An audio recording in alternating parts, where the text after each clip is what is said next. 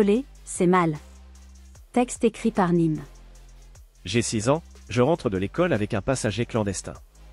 Un bout de plastique taillé et peint en forme d'hippopotame boxeur. Charlie a refusé d'échanger avec moi un cadeau Kinder, alors je me suis introduit dans la classe pendant la récréation pour le lui dérober. Ne fais pas aux autres ce que tu ne voudrais pas qu'on te fasse, me lancera ma mère passablement irritée par cette découverte. Je savais que mon acte n'était pas glorieux, mais je n'avais pas la sensation d'avoir fait preuve d'agression. Or, j'avais violé la règle d'or. Je ramènerai alors le fruit de mon larcin à mon camarade le lendemain, honteux, sous le regard du maître désabusé. Si même le premier de la classe se livre à ce genre d'actes impurs, alors que peut-on attendre des hommes et de la cité? L'histoire humaine regorge d'exemples où l'innocence, qu'elle soit individuelle ou collective, a été protégée et valorisée. Dans les mythes, les légendes et les religions, l'innocence est souvent associée à un état originel, pur et sans corruption. Adam et Ève dans le Jardin d'Éden, ou les récits de l'âge d'or des cultures antiques, illustrent cette idéalisation de l'innocence comme fondation de la civilisation ou idéal perdu à retrouver. La liberté est le principe de non-agression. La liberté est un concept intrinsèquement lié à la nature humaine. Elle évoque l'absence de contraintes, l'autonomie, le droit de choisir et d'agir selon sa volonté. Cependant, dans le contexte d'une société, comment cette liberté peut-elle coexister avec les droits et libertés d'autrui? C'est ici que le principe de non-agression, une pierre angulaire du libéralisme, entre en jeu. Le principe de non-agression, PNA, est un concept central du libertarianisme. Il stipule que chaque individu a le droit de vivre sa vie comme il l'entend, tant qu'il ne viole pas les droits d'autrui en initiant une force ou une coercition. Cela signifie que, tant que nos actions ne nuisent pas à autrui ou n'enfreignent pas leurs droits, nous sommes libres de les poursuivre. À première vue, ce principe peut sembler simple, mais ses implications sont profondes. Par exemple, il rejette l'idée que la majorité puisse imposer sa volonté à la minorité simplement parce qu'elle est plus nombreuse. Il protège également les droits des individus contre l'intrusion de l'État ou de tout autre groupe qui chercherait à imposer sa volonté par la force. Cette approche équilibrée de la liberté reconnaît que, pour que les individus coexistent pacifiquement au sein d'une société, des limites sont nécessaires. Ces limites ne sont pas des contraintes arbitraires, mais plutôt des garde-fous qui protègent le droit de chaque individu à la liberté et à l'autonomie.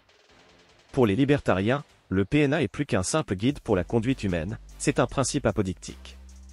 Autrement dit, il est considéré comme une vérité auto-évidente qui ne nécessite aucune justification externe. La liberté est vue non seulement comme un idéal à poursuivre, mais comme un droit fondamental de chaque individu découlant du droit naturel. L'identité et l'innocence comme fondement de la civilisation. L'opposition entre « nocence » et « innocence » joue un rôle clé dans la rhétorique de Renaud Camus. Il utilise l'innocence pour décrire une forme de pureté, d'intégrité et de non-agression, tandis que la nocence renvoie à une perturbation, un préjudice ou une altération. L'innocence y est une chose qui est cultivée, pas quelque chose d'inné. L'innocence est la volonté de ne pas nuire. Selon lui, pour que la liberté existe, il faut de l'innocence. C'est en renonçant à certaines choses que l'on peut devenir libre en société. C'est là qu'entre en scène la notion de civilisation, qui est la somme de ces renoncements. Elle s'incarne essentiellement dans la forme. La politesse, la coutume, la frontière, et d'autres choses encore, sont ce qui établit un socle commun de confiance et de respect. Dans l'antiremplacisme, la forme est en vérité le fond. Camus s'attache donc au processus historique qui a conduit au monde civilisé. La liberté n'est plus une chose universelle, ni un état primordial de l'humanité, mais une richesse cultivée, petit à petit, par le choix de la civilisation. On pourrait donc imaginer que l'inverse de la civilisation serait la corruption, la nocence, le désir de nuire, ou bien l'indifférence au fait de nuire.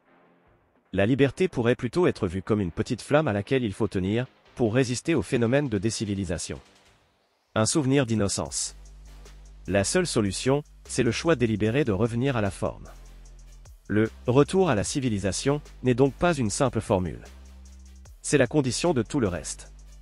Camus ne voit pas l'innocence simplement comme une nostalgie du passé, mais comme un principe civilisateur essentiel. On est ici loin d'une vision où il faudrait simplement laisser la liberté s'exprimer pour que tout s'arrange. Elle n'est pas une solution mais un résultat.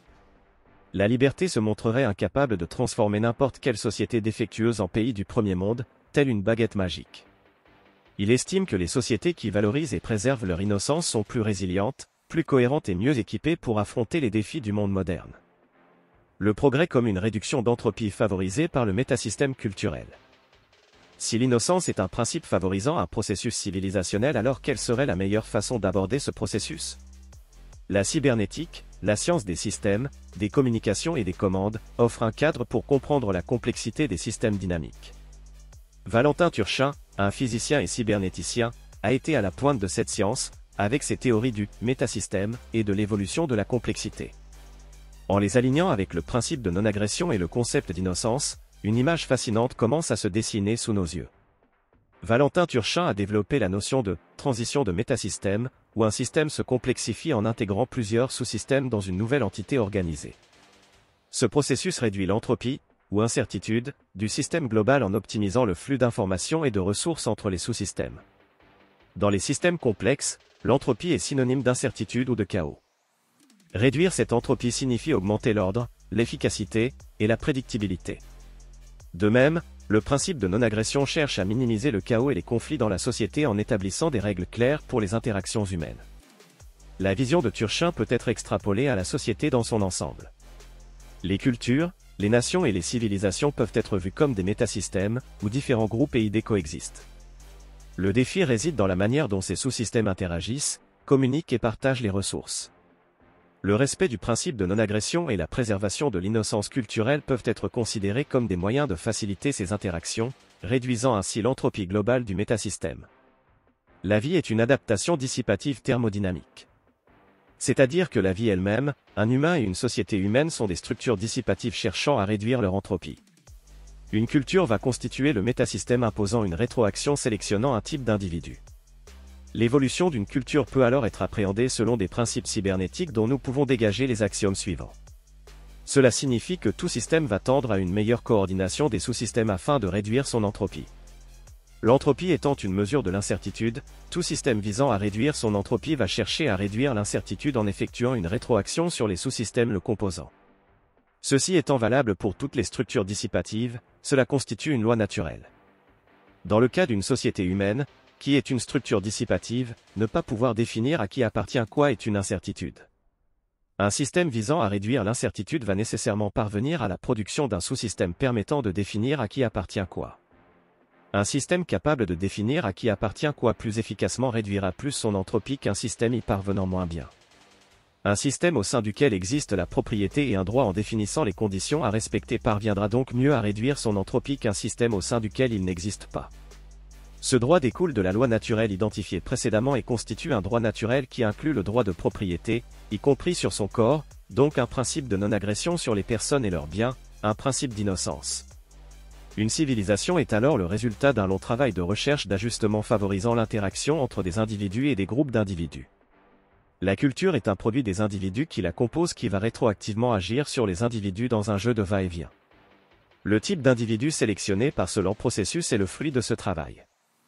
Ces individus composent un système fragile qui peut dégénérer s'il est perturbé par un apport de nouveaux groupes se mêlant difficilement à cet équilibre trouvé sur des générations entières.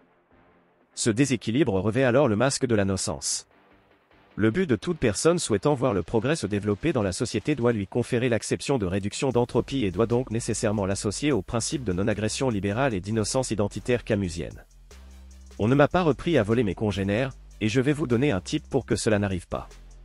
Si vous ne voulez pas vous faire prendre la main dans le sac à voler vos camarades, tromper votre conjoint, mentir éhontément à votre mère et autres comportements inappropriés, eh bien ne vous engagez pas dans ce genre de comportement. Voler c'est mal.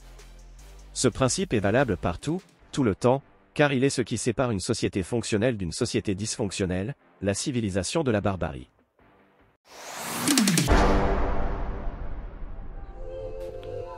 Cet audio vous a plu ?